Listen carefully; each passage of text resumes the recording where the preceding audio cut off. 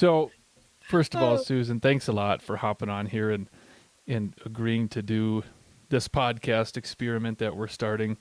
I know you sent me kind of that I think it was a Google Docs about the history of Bow, and since yes. you're such an integral component of Bow and kind of the cornerstone, honestly, would you mind kind of just going through that and telling us the history of Bowhunters of Wyoming? And No problem. I can do that. you're We awesome. ready? Yeah, whenever you're ready. And Okay. I'm ready. yeah, Okay. Well, we're ready. yeah. So lay it on me. Uh, okay. Back in the late 1960s, early 1970s, the Wyoming Game and Fish Department set up a archery preseason, a 15-day preseason that started before the rifle season. And after the first season in 1969, the rifle hunters didn't like this. And they wanted the Game and Fish to get rid of the preseason. Well, the bow hunters thought this was really a great thing, and so they did not like the idea of losing the preseason. So a group of people from all around the state got together, and on February the 17th of 1974, this group met in Casper, and they officially started Bowhunters, a bow hunting organization, which they named Bowhunters of Wyoming. And so that is how everybody got started. And what their main thing was, they were forming a club for bow hunters to support bow hunting activities in the state of Wyoming. They set a set of bylaws. They were incorporated. They did different types of memberships. The first president was Butch Henry, and then the vice president was Dick Shendell, and the secretary-treasurer was Marcia Shebs. When we had the 50th anniversary last year, we got in touch with Dawn, and Dawn actually came to the convention in Casper and told everyone there about why BOW was started, some of the things that happened, and all of these kind of things. So it was really great in meeting Don and getting him to come to that meeting. When I told him what we were doing, he asked me where it was and when it was, and he said, I'll be there. Anyway, then they designed patches, they set up big game awards, they did a quarterly newsletter, and in 1974, in July, they had 67 regular members, 4 associates, and 5 sustaining members. And BOW went on for several years, and they got to talking about primitive weapon seasons. Muzzleloaders wanted to be included with the bow hunting preseason. In 1981, BOW went to the legislature to get rid of the bill to get rid of the current archery licenses. Back then, you had to buy a $5 license, one for trophy game, one for big game, one for game birds, and one for small game. Oh wow! And what the bill asked for was to include all of these into one archery license. And we worked several years in regard to getting this done. And I think they finally got it passed. Find this right quick. Yeah, you're good. So we can basically thank Bo for not having to buy 3 or 4 different archery permits.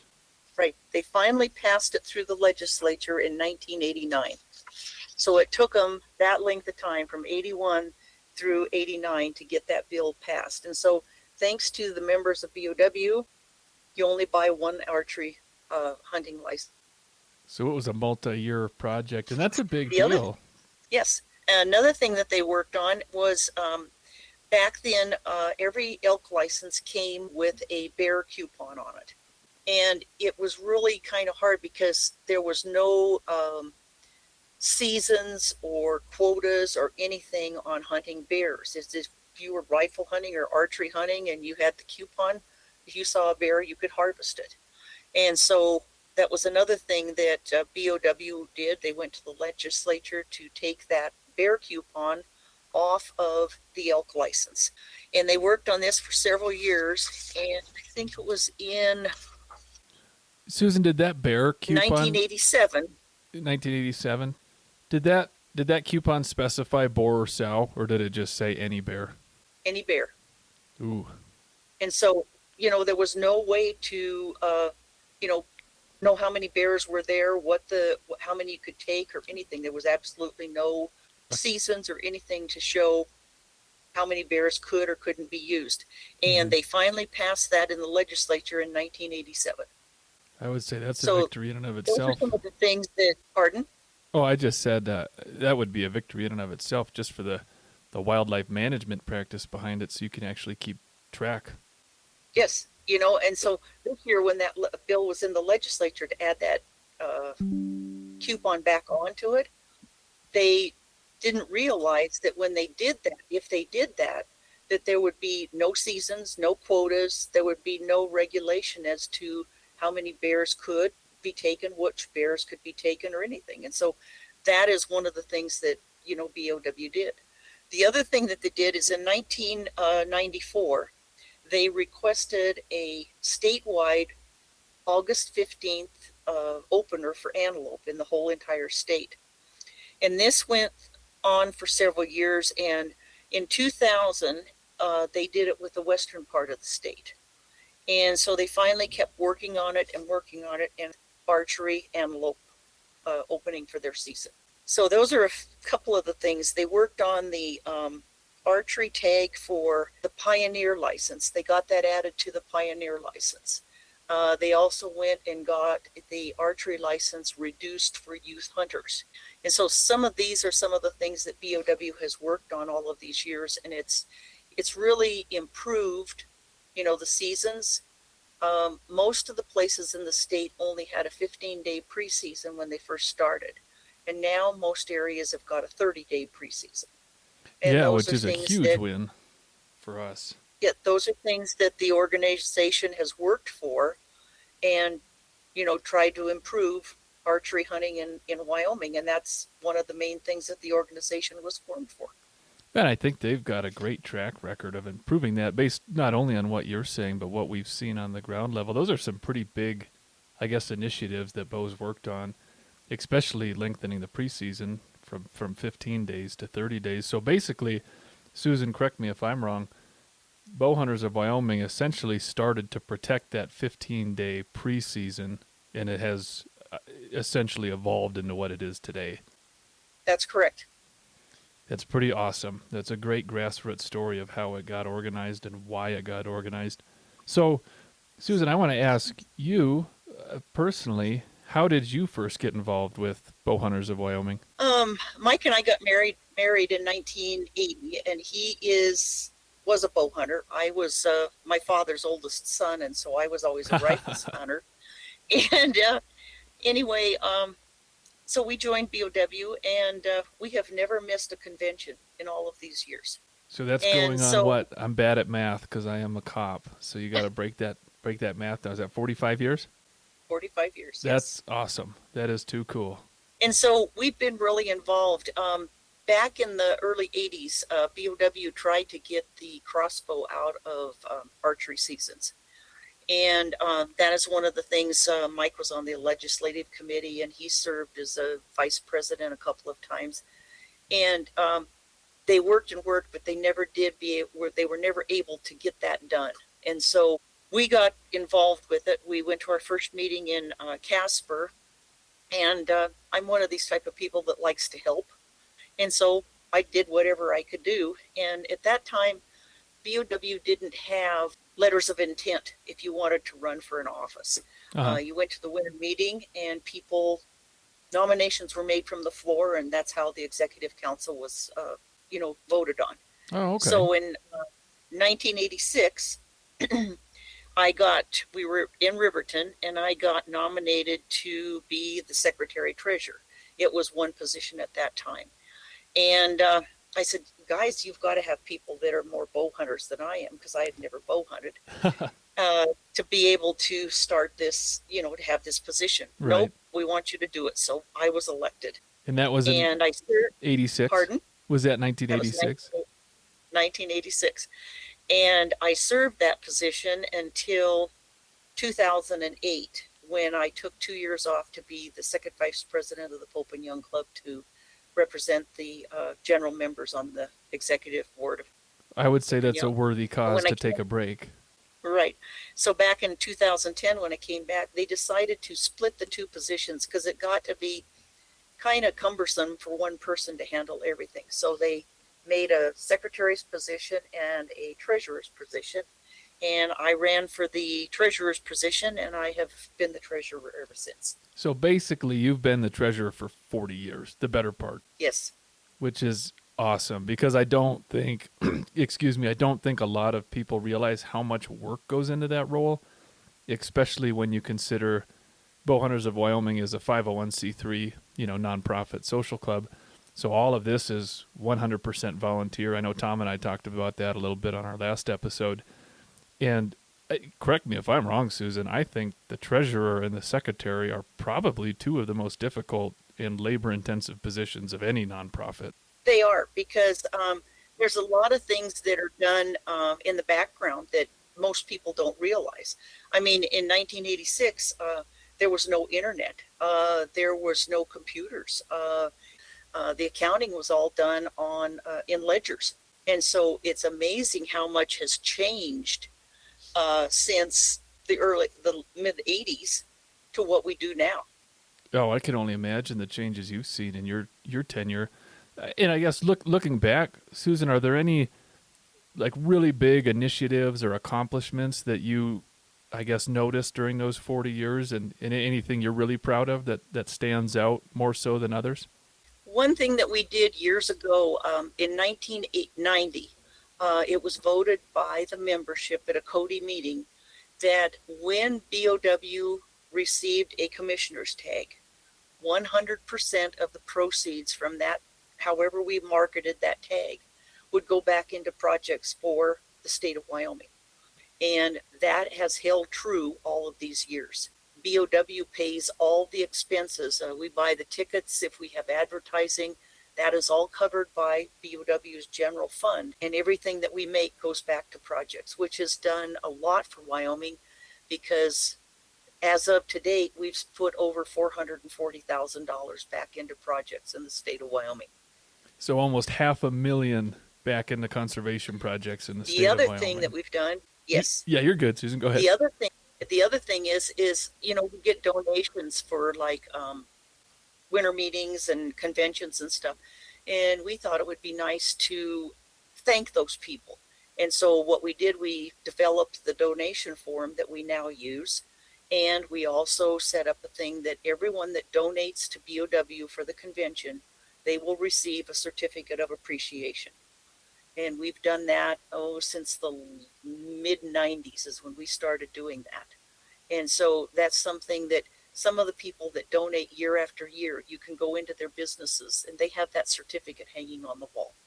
Which is a big deal, and it really goes a long way. And so that shows that they, and it shows that, those are some of the things. The other thing is in the early years, you bought an annual membership to BOW. And it didn't make any difference if you joined January 1st or if you joined on like December 30th. At the end of the year, your membership was due. And so even though we were still doing all of this stuff by hand, we did a change in the bylaws that it would be a quarterly. In the first 3 months, if you joined, then your dues would be due the end of March. And now that we have wild apricot for our stuff, your anniversary date is the date that your membership is due. So it is a full yearly membership. And those are things that we've been able to do with new technology. Yeah, that does definitely help make the tracking easier and keeps everyone kind of on par. And they get the most bang for their buck on their membership. Just real quick, back to the commissioner's tag, Susan, I do want to take a minute just to let everyone know that we are currently doing another commissioner's tag raffle, and tickets are available at our website, bowhuntersofwyoming.org, $50 a piece, and it is unlimited amount of tickets. So I don't know about you, Susan, but that's my plan B since I didn't win the first one. That's something that I, as treasurer, I have never bought a ticket in that raffle. Oh, really? Since I handle all the raffle sales, I don't want it ever to be said that something wasn't correct, so I have never bought a ticket. That's fair. I think that's a noble stance. I appreciate that, and I think everyone else does too. I could only imagine if you would win, what would happen. There would be definitely Yeah, an investigation opened. I don't want to go there. Nope. Good on you. Good on you. So, Susan, in your own words, and I know you've really highlighted a lot of what Bo's done over the years, but why, to you, why is Bowhunters of Wyoming so important for Wyoming's hunting community today? It gives all bow hunters and conservationists a place that they can, if you stop and look back at the organization of BOW, the things that they have done in improving archery stuff.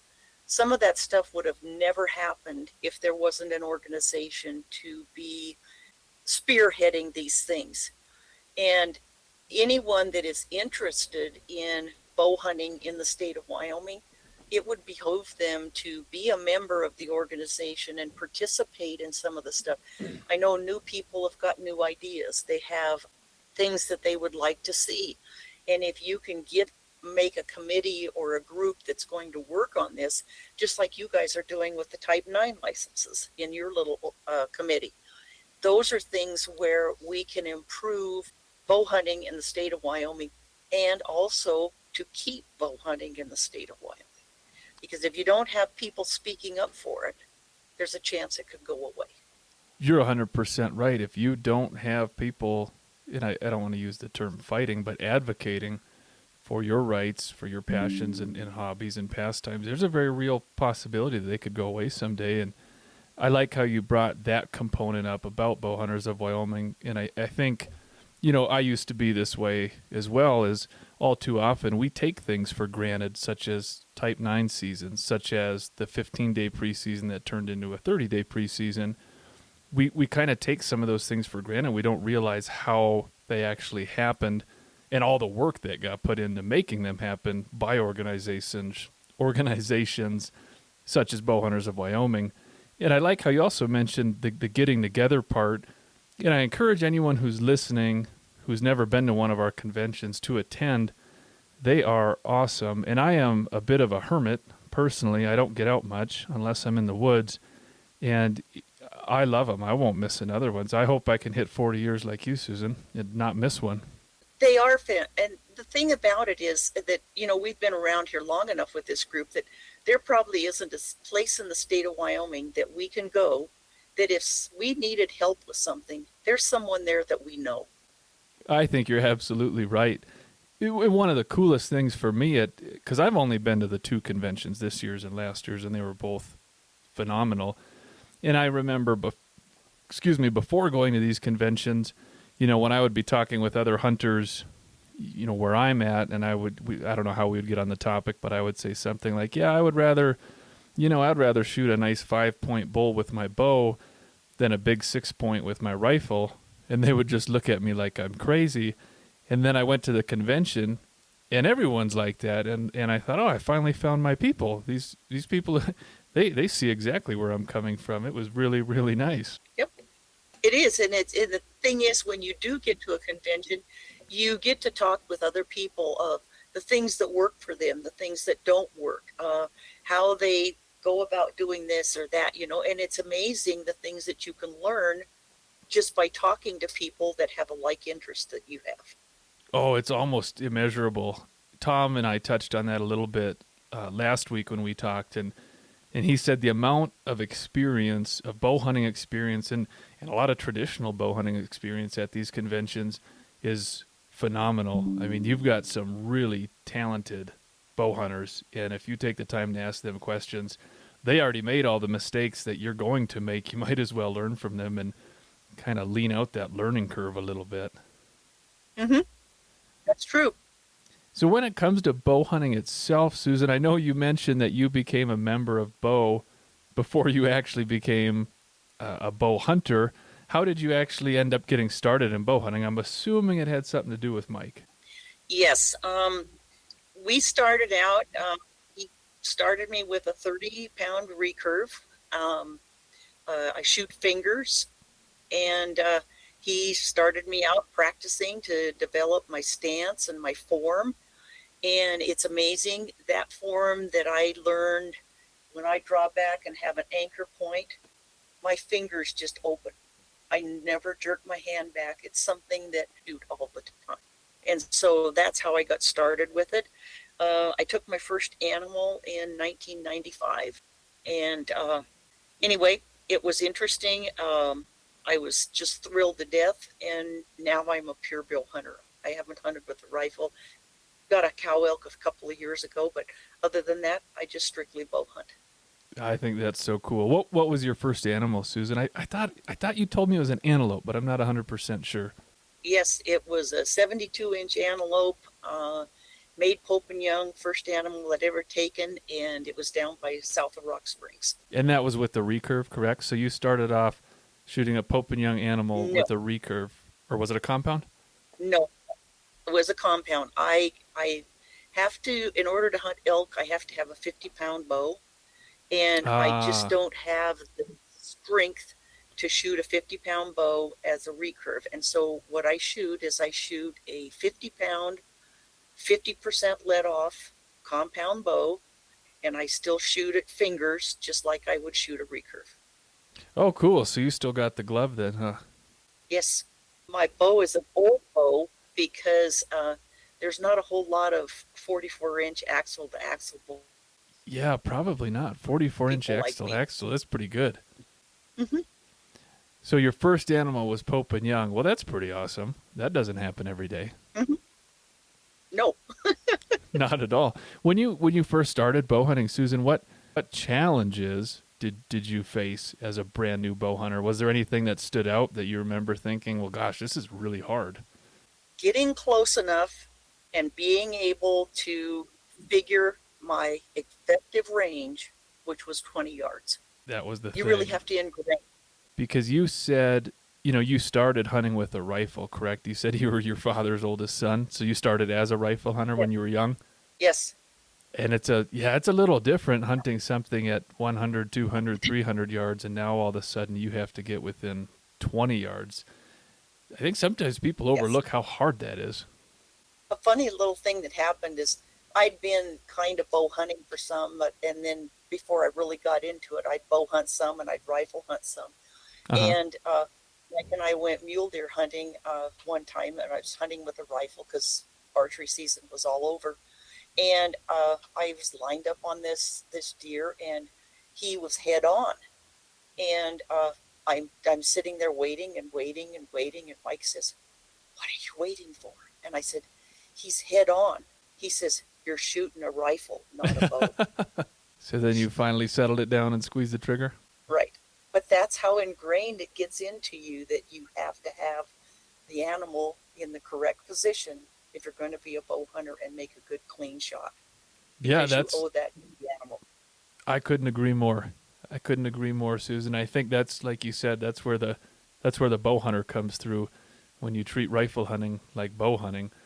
I know, because I rifle hunt sometimes. So if I don't fill, usually for deer, if I don't fill a deer tag, I'll rifle hunt if I don't fill it with my bow. And I've gotten so freaky about noise because I'm used to being a bow hunter and getting really close that my rifle has leather wrapped around the stock, so my zipper doesn't make any noise when it knocks up against the stock, even though the animal is probably 200 plus yards away. I don't think you could ever get rid of that once you're a bow hunter. I don't know if you agree or not. But I totally agree. so in all the time, Susan, that you've been bow hunting and that you've been involved with Bowhunters of Wyoming, what changes have you noticed with bow hunting, specifically in Wyoming, or even bow hunting as a whole? Has there been any really big changes you've seen with the sport, or I guess? Uh, there's a whole lot more people involved in bow hunting now than there was back in the 80s and the 90s and even the early 2000s. Mm-hmm. And the other thing is the progression of technology is just exploding with the things that are available for bow hunters today that were not available in the 80s and the 90s. I think that's huge. I think you've nailed that. The first thing that comes to my mind, well, I guess there's two things that come to my mind. I'm curious to hear what you think. Laser rangefinders and Onyx maps. Correct. I know when I first started bow hunting, so my dad was a big bow hunter. We grew up in northern Minnesota, so we bow hunted whitetail predominantly. And he got me started when I was 12. Neither of us had a rangefinder.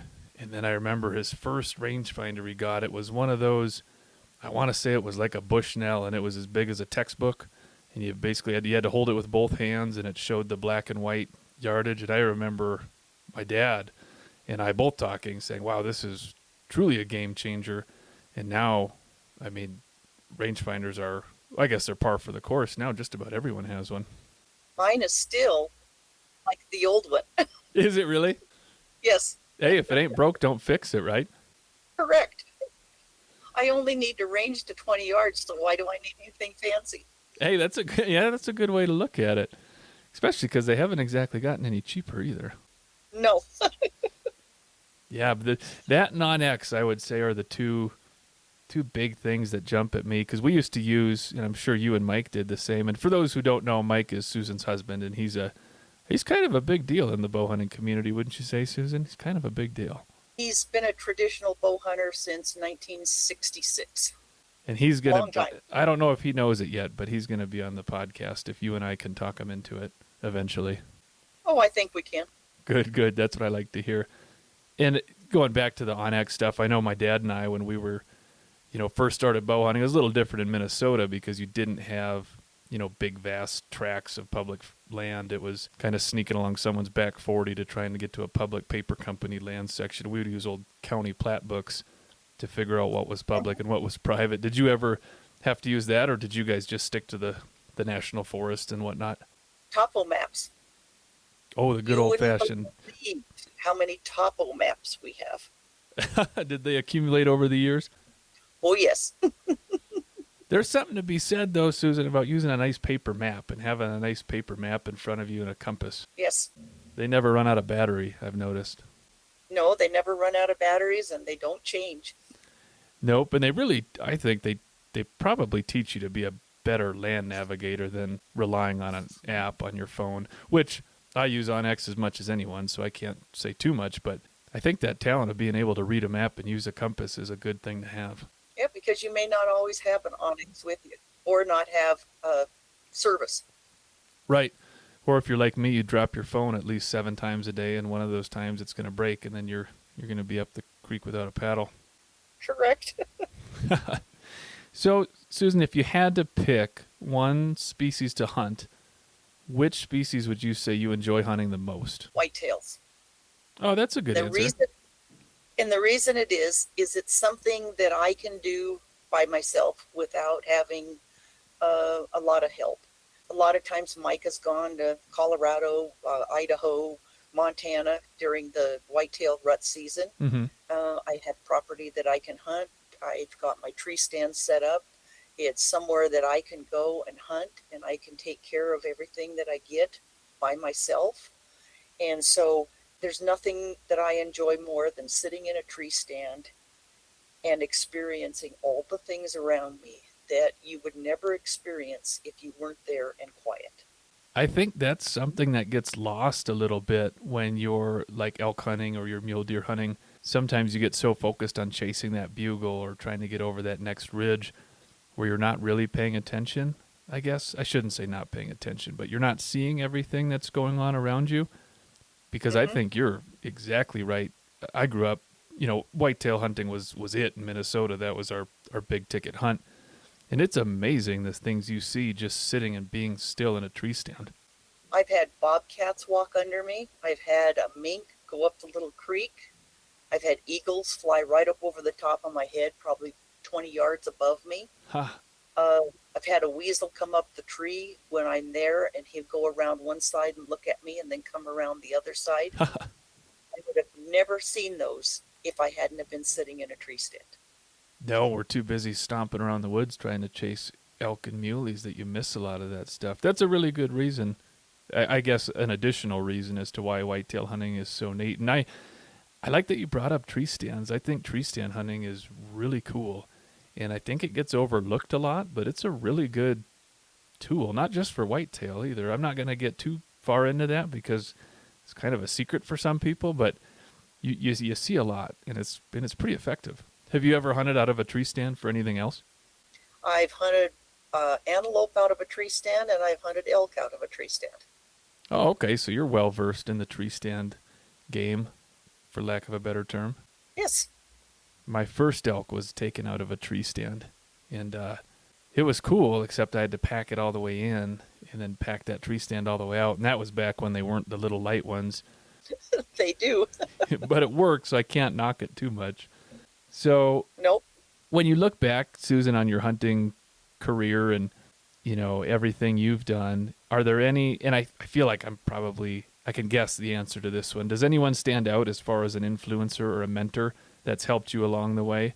Or that, like I said, I think I know your answer here, but, that got you into hunting and kind of led you to where you're at today?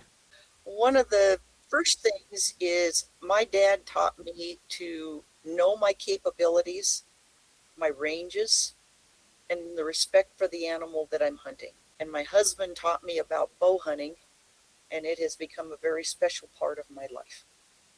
I don't think there's a better answer than that, Susan. I really like that first part about what your dad shared with you. And I'd like to ask you, do you think as technology progresses and as bows shoot farther and as rangefinders range farther, do you think sometimes people don't know their capabilities quite as well as they should? I'm a big believer, and it's important to know what you're capable of, but it's also really important to know what you're not capable of. Do you think that sometimes gets lost as the technology progresses so quickly? I think it does, because I think what people forget is their effective range. They may have a bow that'll shoot 100 yards. They may be practicing at 50. And in the excitement, they may shoot farther than they are capable of in that type of a situation. And I think it can cause problems for people. Yeah, I think you summed that up pretty well. I hear that a lot where whether it's with a rifle or a bow, oh, this is a 1,000-yard rifle, or oh, this is a 100-yard bow. That is totally dependent on the person pulling the trigger or the person drawing that bow back. Now, there's some people who could do it 100%. I've seen it. I like to practice out pretty far. Well, now I shoot a recurve, so pretty far to me now is 30 yards. But I think some people get that almost false sense of confidence. So I'm really glad you brought that up, because that's really important to me, and I think it's really important to a lot of bow hunters as well, because the margin for error is pretty big if you're not fully cognizant of what you're capable of or what you're not capable of. Right. I feel that the most important thing is that you need to respect the animal that you're hunting. And so you need to know what your capabilities are, even in the thing of excitement, that you owe it to that animal to know what you can do and to stick with those limits. Right, because we're taking a life at the end of the day. No matter how you cut it, you're still taking a life, whether it's a whitetail or a elk or a mule deer, whatever you're hunting. There's still respect owed to that animal that you are taking its life. Plus, I think in the bigger scheme of things, Susan, and I'm curious to hear what you think on this, it helps give us as hunters a better image when it comes to conversing with non-hunters or anti-hunters.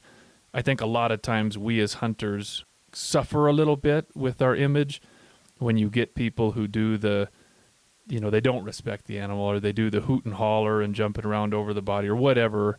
And then people have that idea that, oh, all hunters are trophy hunters and they don't care about the living, breathing animal that they just, harvested or killed, right? Because you kill it. And most of us, at least the bow hunters I've met, especially through bow, have that respect for the animal, and they have that cognizance of, hey, I'm taking a life. It's my job to respect that life. I think that goes a long way in, I guess, strengthening our position as hunters, showing that we do respect the animal that we chase. Would you agree with that? Yes, I do. And see, that's one of the things that they teach in bow hunter education, is that the majority of the people in the country are not hunters. And so we have to put a good foot forward, because they have got the power to vote hunting out. And we need to make sure that we do things right and that we portray our sport correctly, so that we don't lose that opportunity through the ballot. Well put. It is definitely incumbent upon us to make sure that we almost police ourselves to an extent to make sure that we preserve the rights we have. Because if you look at other countries, Susan, and even other states, I mean, we've been paying attention to the past legislative session in Wyoming and other states. Hunting was on the forefront of a lot of bills, and they were not good bills. They were not bills meant to further and promote hunting opportunities. And we really do enjoy great hunting opportunities in Wyoming. And it would be a travesty to see some of that taken away or even restricted, because you're right. You're 100% right. We are the minority. And I think sometimes people like me, I almost take it for granted because I almost associate exclusively with other hunters, right? My family, my friend group, we're all hunters. We're all bow hunters. So sometimes I forget that, hey, wait a minute, that's not the majority of people. That's a pretty small fraction of our population. That's correct. And the better we look to the majority, I think the better we can preserve what we have and even improve it down the road. So that's right. Susan, do you have a most memorable hunt? I know Tom and I talked about this a little bit, and I told him, for me, it almost seems like every hunt's memorable because I love it so much. But there are a few that stand out, and I'm curious if you have any that, really stand out as you look back. Actually, it's my first elk harvest. I'd only been bow hunting a couple of years and had taken an antelope, and we drew archery tags. I had one area and Mike had the area next to it. And it was a real snowy day, and so I took off, and there was a bull that I wanted to hunt, and so went up to the top of the hill, and it was snowing and blowing, and I went around the top of the bull to get the wind right, and I looked down into the bowl, and there were some elk down in there, so I snuck down got into the timber, and I went and worked my way down to where I was standing in the edge of the timber, and I was thinking that hopefully one of those elk might feed closer to where I was at. And I'd stood there for, probably an hour, and it snowed the whole time, and the snow was stacking up on my shoulders and on the top of my head, and nothing came close enough, and the elk started feeding off. They went across the clear cut and into the timber on the other side. And I'm thinking, oh, now, what am I going to do now? And I happened to remember that a couple of nights before, Mike and another guy were sitting in the tent, and they were talking about hunting. And Mike says, sometimes you just have to be aggressive. And I thought, okay. So I took off across the clear cut, and I got about halfway across there, very few trees in the clear cut, and the elk started coming back out. And I'm thinking, what do I do now? And so I was standing beside a little tiny spruce tree that was about 4 foot tall, still had snow all over me. And I put an arrow on the string, and I just stood there right beside that little tree. And the elk kept coming closer and closer, and I'm saying to myself, now wait until the cow gets kind of past you a little ways before you draw. And she did, and so I drew, and it was close, really close. And I'm thinking to myself, make it a little lower, make it a little lower. And I dumped the string, and I saw the arrow hit, and she took off down through the clear cut and made a big arc, and I watched her go down. Oh, you can't beat that. I was just ecstatic. And so I went down, and I started to dress her out, but I couldn't hold the back leg up, and I got, the intestines and everything out, but I couldn't get the lungs out. And I thought, I got to go to camp and get some help. And so I headed for camp, and I was almost there, and I heard Mike's truck, because he had a distinctive sound to it, going up the hill to where my truck was parked. Mm-hmm. And so I took off running, and I got to camp, and Rod and Tally Schmidt were camped right next to us. And so I ran over, Rod was there, and I says, can you take me up the hill? I said, I got an elk, I need to get Mike. And so they took me up to the top, and Mike had already taken off on my tracks, and the wind had blown him pretty much shut, and here he was trailing me down around the top of that bowl. And Rodney honked the horn, and I jumped out of the truck and started running at me, and he puts his hands out like, what? And right. I bought one. And anyway, so the four of us went in, and we packed out the elk, And we went up to where I had shot, and from where I was standing to where I hit the elk was 7 yards. 7 yards. 7 yards, and that's Ooh, it my doesn't get most. much closer than that, Susan.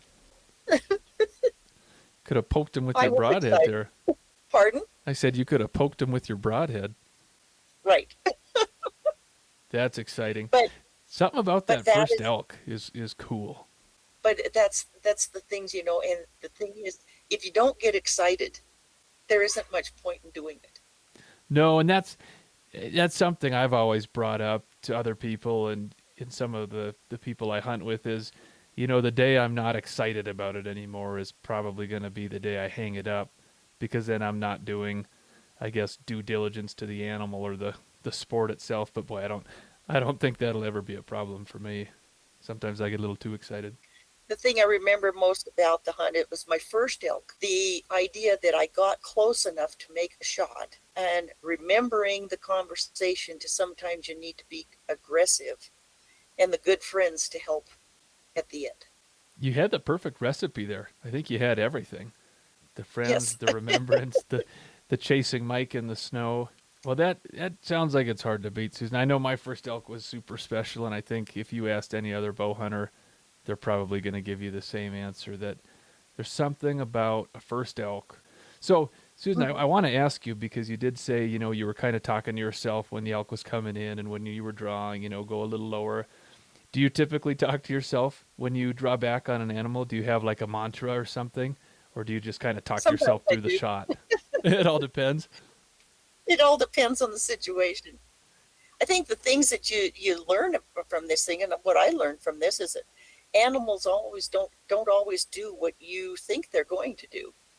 And No. the thing that I remember now more than anything is I always carry a chunk of cord in my fanny pack so that I can tie back that hind leg and take care of the things I need to take care of. Smart. Yeah, some of those lessons are a little tough to learn, aren't they? And you only have to learn them once to go, you know what? Next time I'm going to bring some paracord so I don't have to do that again.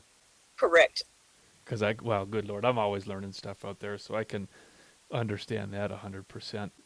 So typically I like to ask some kind of, not off the wall questions, but some rapid fire questions towards the end. Do you have any superstitions, like hunting superstitions when you go out? Like you got to put your left boot on first, or you got to use your lucky arrow with the pink fletchings? Anything like that when Nope. you hunt? Nope. No. No. That's probably a good thing. Superstitions can be cumbersome. What is the wildest place you've hunted? Could be terrain wise, could be weather wise, could be just adventure wise. I got to go to Africa. Oh, tell me about that. In 2010, I was at the Pope and Young convention. A guy came up and asked me, "Are you interested in going to Africa?" And I thought, "Oh, not really. I hadn't thought about it." And he says, "Well, Wayne Van Zoel wants to talk to you." And I said, "Okay." So I visited Wayne and I said, "Well, if I go, I want to take a bow. I don't want to go with a rifle." Right. And he says, "I'll find out." This was the first part of April. And so anyway, he contacted him. They said I could bring a bow. And so I went through all the hoops and things to get ready to go, made plane tickets and all this kind of stuff. And it was a total women's hunt. There were 4 of us. Oh, cool. And the first week in May, I was on a plane to Africa. And I got a kudu and an oryx. And I had 2 bull giraffes walk between me in my blind and the edge of the pond, which was like 10 feet away. I had a white rhino at 18 yards. And so that was the exciting thing. That was my bucket list, as they say, of going somewhere to go hunting. Oh, it sounds like it lived up to that bill pretty well. I would say that definitely qualifies as a wild place, especially being that close to a white rhino. Are giraffes as big as they seem in person? I've never Oh, seen yes. one. Yeah. Out of the ground blind, all I could see was their underbellies. Oh, that's wild. That is wild. That sounds like a fun hunt, Susan. It was. So I guess going off that, if you could pick anywhere to hunt in the world for any species, where and what would you go for? I would stay right here in Wyoming and hunt a trophy bull elk. There's nothing wrong with that answer. I'm an elk guy myself, and I fully condone that. There's something about hunting elk. And I won't ask you where you would go because I don't want you to give up any secret units, so I'll just stop that question right there. Um, this has been awesome, Susan. I really appreciate you hopping on and being willing to talk with me about all this. Do you have any, I guess, final thoughts on bow hunting or conservation or anything you'd like to share with anyone listening besides join bow and come to our convention? Bow hunting and conservation is a privilege, and we need to make sure that we do what is required to not lose any of the things that we have. And because things that we do that could harm it not only affects us, it affects everyone else and all the future generations of people that would like to bow hunt and have the things that we have today. And for joining BOW, I would say talk to your friends, people you hunt with. Tell them about BOW. If you don't know anything about it, get on the website and contact any one of us that are on the executive council. And we'd be very glad to tell you, what the organization does, how we view things. And we're just a fun group of people. And if you do come, you're going to enjoy yourself. I can second that 100%. And I'm glad you brought up the fact that what we enjoy is a privilege and not necessarily a right, especially after watching, all these states do all these things to hunting through legislative actions, through ballot-driven biology. It's really important to remember that we essentially represent all hunters. If, one of us does something bad, people tend to generalize and just assume all hunters are like that. So it's really important that we present ourselves in a manner that's beneficial for all hunters. And I think, and I'm biased, Susan, obviously, because I'm a member of Bow, I think that's where the membership of Bowhunters of Wyoming really stands out, because everyone I've talked to that's a member and everyone I've been fortunate enough to go to conventions with, they're truly stewards of the sport, stewards of the land, and they present themselves in a manner that a non-hunter looking in from the outside, I think, would see what we present and go, okay, you know what? Regardless of what I've heard about hunters, these guys are really squared away. They're not at all what I pictured. They're very respectful. They respect the animal. They respect the life. So I'm glad you brought that up, because one day it could all be taken away if we're not careful. That's because when you see news articles and stuff, you don't see news articles about the good things that hunters do. You see the articles about the bad things. And so if you don't put your best foot forward every time, you could be one of those people that is being portrayed in publications, newspapers, TV, whatever, that gives hunters a bad name. Yeah, and even when hunters are doing the right thing, they can still be portrayed in that manner. Do you remember, I can't remember the guy's name or the name of the lion, but when the dentist, I think it was a dentist from Minnesota, he went over and shot that lion in Africa. Do you remember that? It was a few years Yes. back, and that was brutal. And he did nothing wrong. From my understanding, it was an older lion. It wasn't breeding anymore.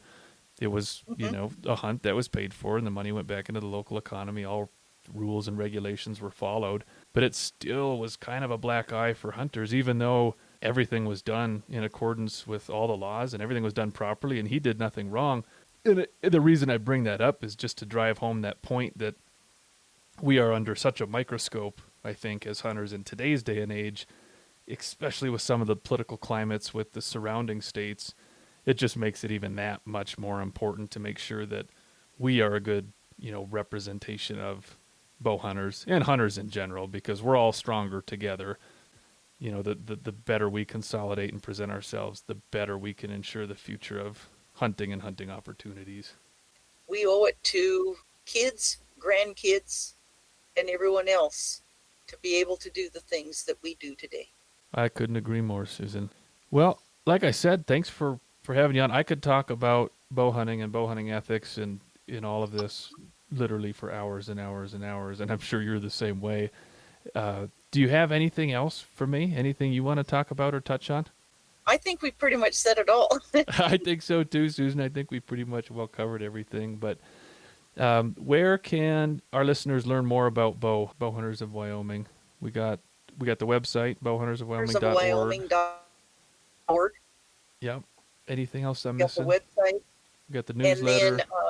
we send copies of all of our newsletters, go to each game and fish district office and to the Yep. main office in Cheyenne. If you're ever in those areas, you can stop in and see those. We also, some of the sporting goods shops, the district reps drop off copies of our newsletter in those places. And like I say, look us up, give any one of us a call, and I'm sure we would be very happy to talk to you about BOW. Yeah, that's one of the really cool things about BOW, Susan, is it's kind of like, I know Hayden, one of our area reps, brings it up. It's really a family environment, and it's really neat.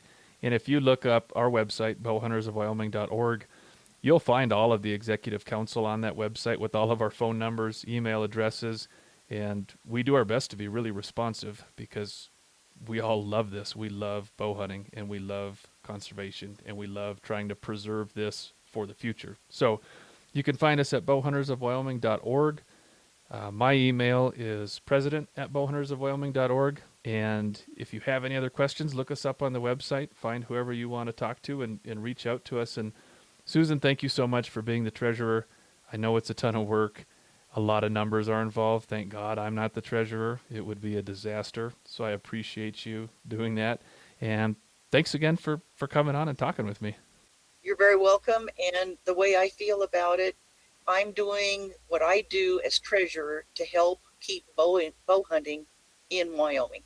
Well, please know it is appreciated by myself and all of our members. So with that being said, Susan, I will let you get on to your night. Make sure to tell Mike I said hi, and thanks again. You're very welcome. All Talk right. to you later. Sounds good, Susan. Have a good night. You too. Bye-bye. Bye.